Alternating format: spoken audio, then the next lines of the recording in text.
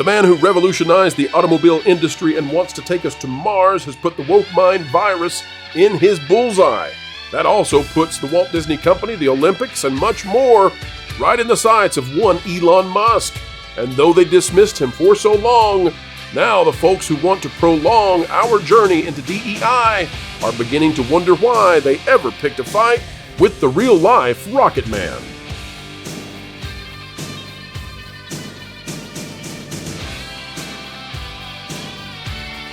Everybody's working for the weekend, and folks, we are working for you. Happy Saturday morning to everybody out there if you're watching this video at the time of its release. And if you're watching it later, well, we're still happy to have you. We're also happy to have John F. Trent, the editor of ThatParkPlace.com, editor-in-chief that is, as well as host of the Trent Report. And we're happy to have H. Tableau here. H. Tableau, you've not been hosting any Last Suppers or parodies thereof, have you? No, mon ami. Well, we will be making major fun of the Olympics in this video today, folks. So get ready. We're going to dive in. As we do, click the like button. And, folks, if you would not mind, click on that link to Vacation Radio in the video description down below to support us even more. Today we are talking about Elon Musk taking on the woke mind virus and seemingly winning. Now, not many people know about this one, and so I wanted to bring it to attention before we get started. Elon Musk is about to have yet another major PR win. And it may be that the U.S. government is forced into giving him a win.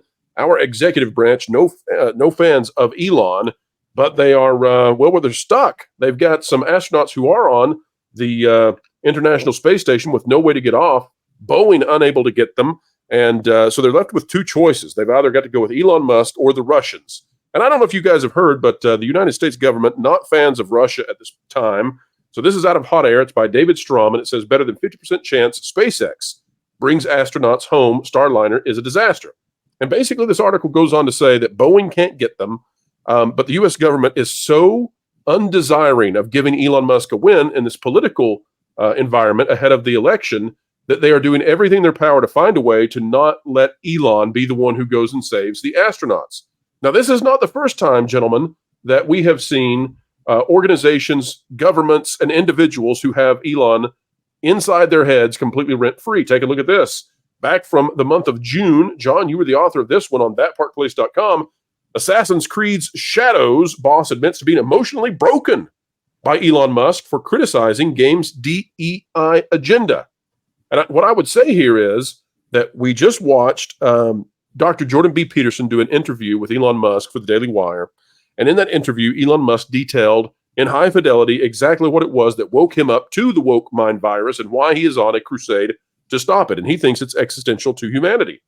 A lot of folks out there have kind of mocked Elon, and they made fun of him for buying X and overspending in their estimation on it. But he seems to me to be a man who is absolutely passionate and on a mission to save free discourse, free dialogue across the globe. And that seems to make perfect sense to me because, well, free speech is the antiseptic to bad ideas. And as it would so be, it turns out that Disney is often in the crosshairs of Elon Musk. We'll get to that in just a moment. The Olympics also now under fire from Elon. But guys, I want to hand it to you and ask, it seems to me, as we get ready to dive into these articles, that Elon is winning the war against the woke mind virus. I don't see any evidence that woke is winning. John, am I wrong on this, or do you sense that Elon is playing this chess game perfectly despite most of the institutionalists, most of the corporatists, most of the globalists being against him? He's like a one-man army and he's winning. Is that am I wrong on this? I wouldn't say he's winning. He's definitely been a massive general on the battlefield, right? He's kind of won a couple of battles. I don't know if the tide has really been turned. I don't know if we're at the Gettysburg to make that apt comparison, but he's definitely opened up the playing field. I think his purchasing of X was a massive, massive watershed moment. It has basically broken the stranglehold that the social media companies and the government colluding with them had over discourse, especially here in the United States. And X now is not part of that kind of conglomerate, or does not appear to be part of that conglomerate. There are a lot of different ideas that are able to be pushed back. You're seeing kind of woke mobs that we used to see back in like 2019, 2020, things where we saw organizations like Sweet Baby Inc. threaten video game developers that they were going to terrify them with or terrorize them with don't really have the sway that they used to have anymore. We're seeing even legal developments now, obviously with the Gina Carano case, fighting back against the Walt Disney Company. I'm sure you're going to be bringing that up a little bit later. But I do feel like there are lots of kind of sorties that Elon Musk is leading on various fronts, and he's definitely bringing the fight back against them.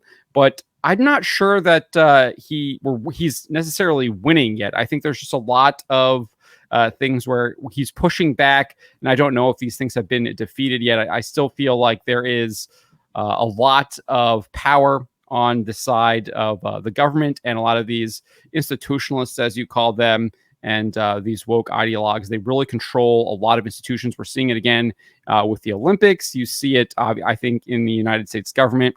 I think you see it in a lot of Western governments as well. So I think there is there's definitely a massive war happening. We're in the culture war. Elon is leading lots of battles, but I wouldn't say that he's winning yet. I think he's engaged them on multiple fronts, though, and is actively involved in battles against them. That's a great point, and I don't think that the war is won. I just think that at this point, the tide has turned, and it can turn again. Now, folks, we've got this image, this video blurred for copyright issues, but this is being hosted on X, which is, of course, the platform formerly known as Twitter, and this is the discussion that is happening in the video, of course, yet another case of South Park breaking out in the Olympics. Oh, I'm sorry, it's reality. We've got people beating up on women in the Olympics, and it's not the kind of people that perhaps some believe should be in the ring with women. Mr. Tableau, what do you make of this situation where suddenly there's the ability to talk online? And do you think that this is putting pressure on the other social media platforms? For example, we just heard that with Meta, that Zuckerberg is no longer taking a political position. He's no longer picking a candidate in this election race. Do you think that this is putting pressure on the rest of the social media platforms to allow a greater spectrum of conversation? 100%. It's as they say, first they make fun of you, and then they start to follow you. And that's exactly what happened with Elon and his purchase of X. People were just going off. They were saying, this is ridiculous. He's nuts. Why is he doing this? He's still being scorned for purchasing X to this day. And yet, at the same time, as John rightly pointed out, he's been at the forefront of a lot of pushback in our culture wars. And that's starting to take effect. You're starting to see, as you said, Mark Zuckerberg at Facebook starting to distance himself a little bit and kind of turn into a bit of a dude bro at the same time. A lot of companies now, you're suddenly hearing about, like Microsoft, for example, firing their entire DEI division. So there is change happening. There is the pendulum might very well actually be starting to shift back. I think a lot of it will depend on what happens in November. And of course, it's not something we talk about. But all that to be said, Elon really does deserve a lot of credit. And I know it feels like every time I come on here, I'm kind of speaking very highly of him, but it's true. It's his purchase of Twitter gave it a bit of a sense of legitimacy, because he is also someone who is, well, trying to better humanity. He is at the forefront of a car company, which is on paper everything that people on both sides of the political spectrum would want: electric, clean energy cars, Tesla. He is probably at the number one, well, the number one company in the world for successful rocket launches at this point. He said he wants to go to Mars. He's the only one who's actually able, so far it seems, to develop this next generation of rockets to get us into interstellar flight. So when you have someone like that with these types of credentials going on to X, going on to Twitter, and saying what I think a lot of people are thinking and yet weren't able to express until he bought it, it creates a lot of momentum. We're not here to say that Elon Musk is a perfect person. We don't believe that. I don't think anybody on the panel believes it. He's made mistakes. There are some companies that he's ran that I don't think have performed well. The Boring Company for one. But you know what? If you've got one company that's highly successful, well, you're in the vast minority. And if you've got two, well, that puts you in a vast minority. And this man seems to produce success in ways that we just don't see out of individuals. John, coming back though to the power of X and what Elon Musk did with free discourse, and we're about to get to Disney, but before we do, I want to bring to the audience's attention the potency of what Musk did. Let's game plan this out, John. If Musk did not buy Twitter, and it was the same old Twitter, and the social media landscape was the same that it was prior to his purchase, what would have happened if we had tried to cover the opening ceremonies of the Olympics as well as the issue of the boxing situation? How would have that been handled across the social media platforms without X being there? Oh, I think we know very well, especially based on a lot of the Twitter files that were released after he purchased it, there would have been a mass silencing campaign. You already see how it would operate. I know it's a little off topic, but just look at how they're propping up Kamala Harris, right? With the mainstream media. She was one of the most disliked people in the country, but now they're running these massive psyops to try and get people to like her. And I think you would see something very similar. You would have a psyop campaign or a mass propaganda campaign, whatever you would like to call it, being run in promotion of the individual beating the crap out of these, I guess the multiple individuals beating the crap out of these female athletes, as well as what was going on with the opening ceremony. That would have immediately been silenced. There would have been no pushback on that. You would not have had any kind of shame on the IOC. I don't even think they had any shame, really. They're still like, I think they would have banned people, John. I think if you'd come out, they would have just banned you to be gone. Yeah. Censorship, but I guess what I'm talking about is more of like, sure they would do that, but I think that the bigger operation is the this is lauded, this is what everyone likes. There is no opposition. This is the thing, and you'll accept this, and kind of psyoping people into believing that and believing that that's okay. Right, inverting morality. I think that's kind of where I'm trying to point out too. Yep. And obviously part of that function is silencing anyone who would be disputing that. We're in a situation, say it again, please, Mr. Tableau. Creating a false consensus. Yes, that's a great point. Which, by the way, when you have a false consensus, you definitely have cognitive dissonance from the normies, and that would be the people who know that this just cannot be. All right, well, so just one more point there, and that's one of the biggest issues we actually face, and I think that's one of the things that we really should praise Elon for, is that he's allowing people to actually seek the truth. And previously, it was really hard to actually do that because we've just been so inundated in lies. It's really kind of difficult to figure that out unless you do have kind of a really strong moral grounding in order to determine that. And even then, there's so many lies out there, it can still be difficult to find that truth. But I think he really has allowed people to seek the truth, and I think that's something to definitely be applauded. And I think he's even doing it too. I think he's trying to seek the truth himself, and we saw that in the Jordan B. Peterson interview. He is being persecuted for doing so, and I suspect that if political forces align in a particular manner following the election, you could see a situation where the U.S. government or others attempt to reshape X and force him to mitigate damage to the oligarchs. So we'll see how that plays out. But so far, he's getting some hits in. He's already he posted after, I don't know, it was 2 weeks ago when the attack on President Donald Trump happened. He said that he had threats on his life as well. Yeah. So that's already been happening. We just didn't know about it until he made that public. So I think you're absolutely right. And obviously they're going to use all the tools in their box to try and eliminate this opponent who is he is a huge threat because he is at the end of the day one of the elites trying to push back on their reshaping of society. Well, they regret making him the world's richest man, and that bars, of course, the despots around the world who have more cash than can be imagined. But as far as private citizens go, he holds the most cash regularly, depending on how the rankings are stacked up on a daily basis.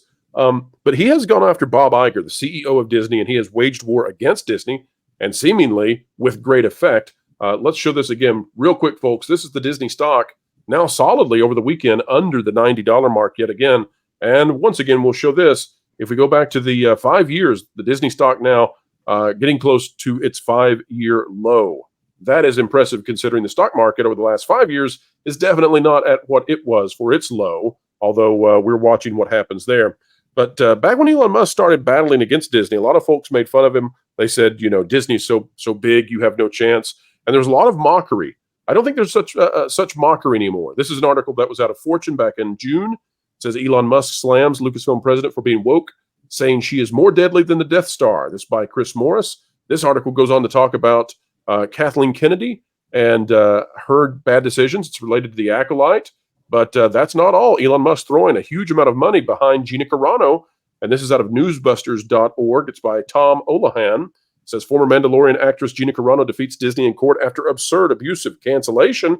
And we just found out in the past week that this is going forward, that there will be depositions. Kathleen Kennedy will likely be called to testify, at least give her information with legal status applied to it. So they're going to have to give their testimonies and swear to tell the truth, nothing but the truth, and all of that. You've got people like Jon Favreau. You've got people like Pedro Pascal. There's going to be a huge movement here, and this could get some of Disney's stuff out of the open. Well, who's funding it all? Elon Musk. He's the man who's funding it. And I have to say, we've been in a bit of a tussle with Pablo Hidalgo. I'm not really interested in giving Pablo much more attention. But, this seems to have gotten under the skin of many at Lucasfilm. Otherwise, why would they be conversing with us online and trying to sway us one way or the other? I think this has really got under the skin of everybody at Disney, that there is now this lawsuit that could actually have major repercussions across Hollywood. The idea here, and the matter of this is, can you fire someone for being centrist? Not even conservative. Gina Carano was centrist in her statements. Can you fire her for being a centrist? And the answer right now seems to be probably not. And that means they're vulnerable. But we've also heard that they're not going for any kind of settlement yet. That's impressive. But again, all of this funded by Elon Musk, and time after time, people want to write him off and say, well, this is not going to succeed. And time after time, Disney seems to be taking the L here. Mr. Tableau, what say you when it comes to the Gina Carano lawsuit and what the ramifications and repercussions might be? Well, I mean, we see it right there in the article that you've got up on screen. Musk's comment said of the decision, the discovery on this case will be devastating for the woke mind virus that controls Disney. That's his endgame. That was his plan all along. And you suspected that. Everyone who saw this lawsuit suspected that. There was no way that they were going to settle this out before it got to discovery. This is basically a brilliant way of waging war in this particular culture war. You open them up. You shine the spotlight onto everything that's been going on that they've been trying to hide. The entire premise of your channel, Pro, of TPP, of Valiant Renegade, is that companies like Disney are running around in the back doing all sorts of things that we can only theorize about, but we've never really been able to properly point out and prove and say, yes, this is exactly what they've been doing. This is basically ripping the curtains apart. And Elon is the one who's doing that. He's funding it. And so I really think, in the same way that the purchase of X was, as John said, a massive sea change, this discovery is going to be, well, in Elon's words, devastating. It's going to be a real nail biter. And John, Disney is one of the major institutions that kind of like pushes a lot of the propaganda on multiple fronts. Obviously, they own ABC News, they own ESPN, they have probably the largest influence in Hollywood. We're always hearing from insiders that they are the leader when it comes to making Hollywood decisions, and all the other studios kind of follow suit. So I think Elon has made, like as I said earlier, he's made multiple kind of sorties against the Walt Disney Company. Obviously, he publicly denounced Bob Iger famously last year at that New York Times book summit, I think is what it's called. New York Times book summit. Yeah. Yeah. So he basically was like, if you're going to stop your advertising, go F yourself, right? Obviously, that famous line. He's repeatedly hammered them since then on how they are advertising, etc., on other platforms that have absolutely disgusting, vile, heinous, the worst of the worst type of stuff on it, specifically Instagram and Meta. and I don't really want to get into that, but it's heinous, it's evil, it's terrible. So he's hammered them on that. He's obviously, the Gina Carano lawsuit is another angle. And then I think he was really cozied up to Nelson Peltz as well during his run at the board seat. And I think Elon Musk was definitely probably advising Nelson Peltz on that stuff. And because we saw him in multiple meetings, and I think he actually, I don't know if he made a statement. I think he did maybe, but I think there's like multiple things. He might have been potentially involved in what was happening in Florida as well. We know that was primarily DeSantis, but I wouldn't be surprised if maybe he was working behind the scenes. And then obviously just on X too, has allowed people to openly criticize and mock Marvel, Lucasfilm, Disney, etc., and kind of expose them. And James O'Keefe has really been doing a good job of that recently. And obviously we've been doing that as well, as same as Chris Gore and Film Threat with their D-Files. Yeah. John, let me throw you a softball of all softballs right now. So Elon's going after Disney, and, woke seems to really devastate companies, but it also devastates industries. What has the woke mind virus done to the video game industry? Because we've been covering that in depth for the past few months. Seems like it's absolutely wiping out an entire industry there. What's going on? It's what we've been covering on the television, the movie side, the comic book industry. It's happening now in the video game industry. The chickens have come home to roost. You've seen all of these games that have been pushing this DEI agenda. Mark Kern, aka Grums, has been talking about this a lot. They took all of this cheap cash for their ESG and DEI initiatives. They overspent, much like we see with the Walt Disney Company and its Marvel and Star Wars films, and they aren't getting the returns. People aren't purchasing it. I mean, the most recent example is Bungie. They just laid off over 200 people, but that's not even the worst of it. They actually actually reduced their entire company by a third. They were just able to spin off 75 of their employees into a new company, and then another 155 or so went into Sony, were absorbed into their parent company, Sony Interactive Entertainment. Because of their embrace of this woke ideology, and you could just scroll through their social media, you name it, they were embracing it, whether it was the disgusting pride parades in Seattle that have been documented with adult men exposing themselves in public, which I think I'm pretty sure that's against the law. So that shouldn't have even been happening. Those people should have been immediately arrested. But they're just things like that they were doing, that they were actively funding, things like that, instead of like focusing on making their games better and creating new games and trying to please their players and their fans. So that's what's happened. I mean, it's the same thing that's what happened in movies and television, same thing that's happened in comic books. It's also the same thing that's happened if you look at Robbie Starbuck. He's been doing yeoman's work on X in the tractor Tractor Supply. You're right. John Deere. And he's done a really good job exposing these companies and what they were doing and how it's basically been destroying these companies. And Tractor Supply, I think, is the best example so far about doing a complete 180, condemning it, removing their funds from all this stuff, and just getting back to what they should be doing, which is focusing on farmers and basically people in rural areas and selling them the goods that they need in order to kind of live their lifestyle. And grow their crops and stuff like that, right? Yeah, so that's kind of what's happened with the video game industry. It's still happening. We're still finding out new things. One of the biggest organizations that's really kind of pushing this stuff is a consultancy called Sweet Baby Inc. But at the end of the day, they're being hired by the major video game developers to push this stuff, right? So this stuff is embedded within the developers as well, and lots of them have made it clear that they're all aboard the train. And what ends up happening is people just aren't buying the video games. Their player bases are significantly declining. And what they're really doing is they're ceding the ground. They're ceding the market to foreign developers. I think there's a company out of China called Hoyoverse. They're absolutely dominating much of the video game market.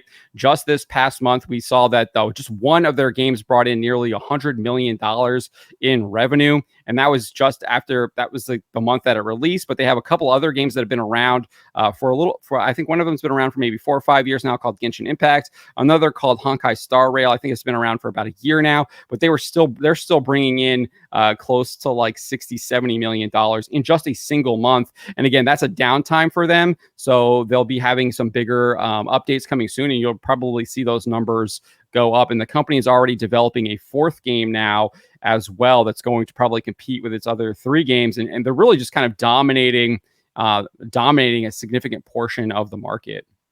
You know, the reason I bring that up is because the gaming industry is something like 10 times larger than the movie industry. It's hard to even get your head wrapped around, you know, that disparity, but it's, you know, that's the scope and scale. And so it's amazing to watch that kind of an industry be succumbed to DEI and ESG and this woke mind virus. And as a result, you're exactly right. There's an economic loss that happens to the West, to the United States specifically, where these games, then the success goes to other places. You know, fascinating to me to watch. Go ahead. Yeah, so obviously they're ceding ground to, we talked about China, they're also ceding ground to Korea, but another one of the places that's actually ceding ground is Japan. A lot of Japanese developers, we're looking at Square Enix, we're looking at Capcom, have embraced a lot of this stuff, and the chickens are coming home to roost there as well. Square Enix published and developed this game, or I guess their subsidiary Luminous published this game called Forspoken, all about the DEI agenda. Shut down last year, absorbed into Square Enix, and we're actually starting to see some pushback against this.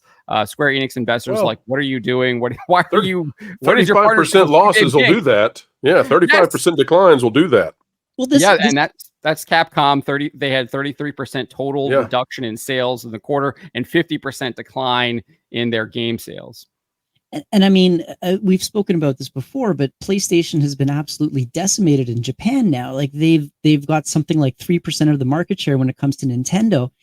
And this is a large part due to the fact that Sony had decided to pivot more towards North American audiences than Japanese audiences, which they felt was probably, you know, included this entire DEI thing, part and parcel of it. But I'm still not 100% convinced that going woke automatically means going broke. I think it's more along the lines of as you mentioned before, I think, Pro, in one of your videos, they put the message before the creativity, and that it's a handicap that reduces the possibilities behind the creation of these video games. That limits, that constricts. You suddenly put everything in a little box. Whereas the most successful games are the ones that think outside of the box. And so when you compare a studio which has self-restricted itself like that, in the sense that we can only create games that adhere to these certain, you know, specific DEI guidelines, and they have to fit within those guidelines, as opposed to a studio in China that is completely unrestricted and can do whatever they want, the one that is free will come up with the more creative product. Like it's basic common sense. So there are games that have done well with DEI messaging in it, but they are fewer and far between, and people have become so hypersensitive to this stuff now. The culture wars are a real thing, that when they even get a whiff of it, they just immediately back off. They no longer give it a chance anymore. And I think it's an accumulation of, well, it's a self-inflicted wound, as all of this stuff is. I think some of those are great points. And I'll say this too, you know, my observation has been that go woke, go broke stands for the vast majority of products. But I do have an exception for that now. And the exception is that if your product is aimed specifically at a particular subset of women, a particular demographic of women, woke seems to be viable economically there. But that's a very highly specified area. But you might think of Barbie as an example, the movie. Bridgerton, I think, is probably the better example. Bridgerton. But I'll say this as we bring it back to Musk and to X and get ready to wrap up. This Olympic situation with the boxing, I think this might actually be a turning point for women now. At least I hope so.